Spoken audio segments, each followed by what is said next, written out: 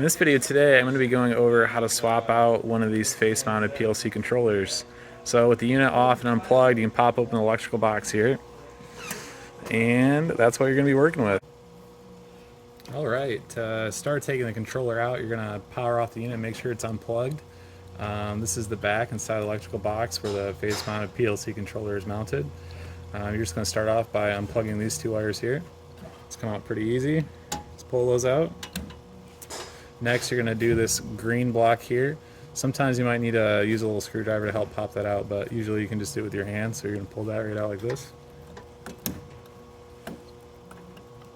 Pull it out of there.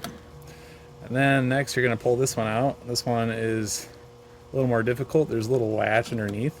So you're going to pinch that latch and pull it out. As you can see, that was pretty difficult, but you can get it out of there. Next, you have these little clamps on the side here. You're just going to push in on either side, and that'll cause these to slide forward, just like that. Do the other one here. Slide forward just like that, and then you can remove the PLC controller. Just slide these right on off. To put everything back together, just do everything else in reverse. So push these forward again. I'll make sure they're nice and snug, just like so. Push them in farther. Plug the black cord back in.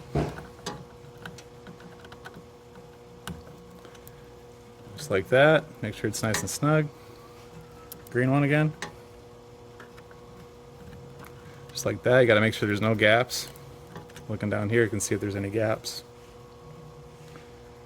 And then the last two. After that, you should be good to go.